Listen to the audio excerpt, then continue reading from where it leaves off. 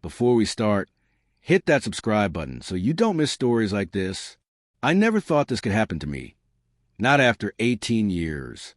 18 years of waking up to the same face, of coffee made just the way I like it, of shared glances across crowded rooms that said more than words ever could.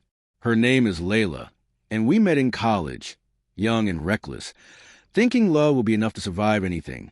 And for years it was, or so I believed. It started subtly, a text pinging while I was in the other room, a laugh too quiet, muffled behind her hand. I tried not to notice, telling myself I was imagining things. She would often stay late at the office, claiming projects and deadlines. "I'll make it up to you this weekend," she'd say, smiling, brushing a strand of hair behind her ear. I never questioned it, until that Friday. I came home earlier than usual, planning a quiet dinner at the table with candles flickering, the wine uncorked, the food sizzling in anticipation. But the apartment was too quiet. Her shoes weren't by the door. The lights in her bedroom were dim, and my gut twisted with a heaviness I couldn't name. I picked up my phone. Her text from that day flashed across the screen.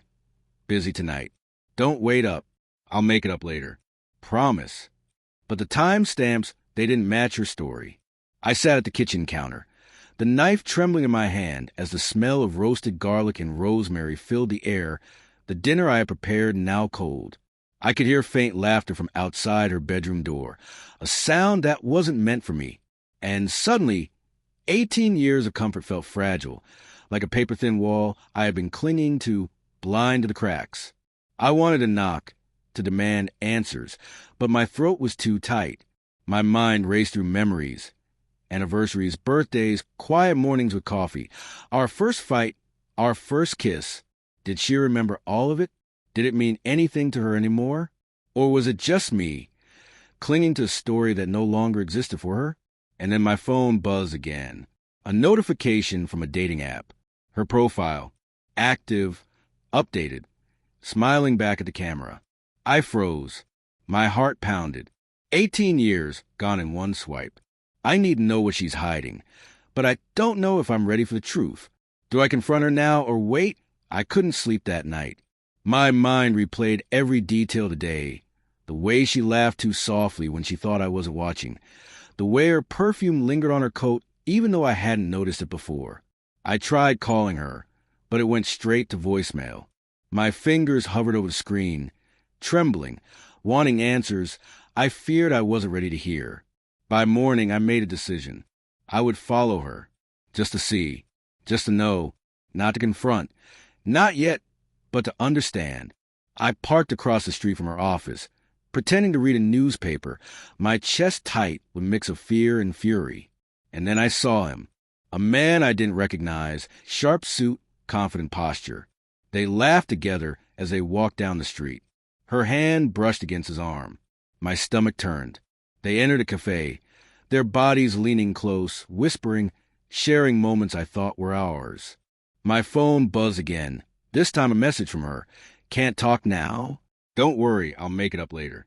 The same line, the same empty promise.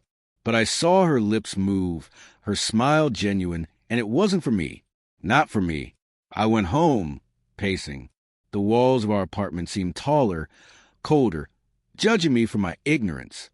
I opened her laptop, something I never did before.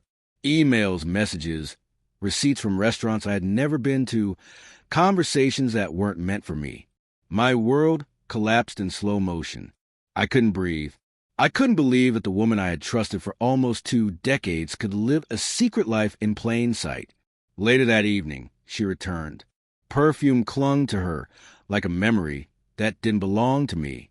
She smiled and kissed my cheek, casual, almost apologetic. "Sorry I'm late," she said. "Traffic was insane. I'll make it up to you, I promise." I wanted to scream. I wanted to shake her until the truth spilled out. Instead, I nodded, silent, my mind racing with questions. Who was he? How long had this been going on? Did she even love me anymore? I realized that love alone wasn't enough. It never had been. Trust, the one thing I thought was unbreakable, was gone. And in that moment, I understood that some wounds don't heal with words. I couldn't confront her yet. I wasn't ready.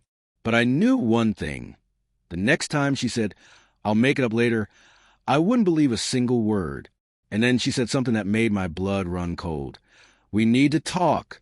Tonight." That night, the apartment felt unbearably heavy. The lights were dim, the hum of the refrigerator louder than usual. I sat on the couch, hands clenched, listening to every creak, every sigh, every sound of her moving around the kitchen. Finally, she appeared, her eyes hesitant, avoiding mine. "We need to talk," she repeated, softer this time. I didn't speak. I let her struggle under the weight of her words. I went out tonight," she began, voice trembling. It wasn't supposed to happen. You went on a date," I interrupted, my voice sharp but controlled. "After 18 years of marriage, you went on a date, and you think saying, 'I'll make it up later,' fixes this?" She flinched as if struck, and for the first time in years, I saw fear in her eyes. "It wasn't about him," she whispered. I just felt lost, ignored. I thought maybe I could feel alive again. I felt something inside me break, a quiet fury mingled with heartbreak. "You felt alive at a restaurant with another man, while I was at home, waiting for my wife who promised me everything." My voice shook, but I kept it steady. "Do you have any idea what that does to someone? To me?"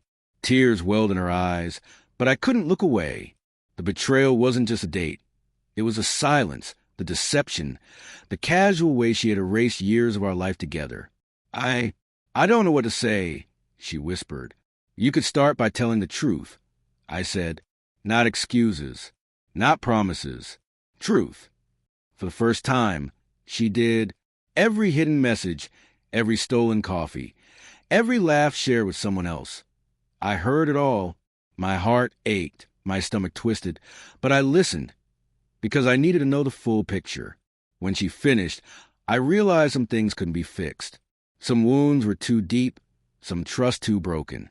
And in that moment, I understood that love isn't enough to survive betrayal. It's truth, loyalty, and courage. I stood, grabbed my coat, and walked out, not in anger, not in revenge, but in clarity. I wasn't leaving because I stopped loving her. I was leaving because I finally loved myself enough to walk away from what could never be healed. Outside, the cold air hit me, sharp and real. For the first time in days, I felt something like freedom. Painful, yes, but honest. Some stories end not with forgiveness, but with understanding. And sometimes, understanding is all you need to find peace. If this story touched you or you've experienced something similar, share your thoughts in the comments. And don't forget to subscribe for more real, raw stories like this.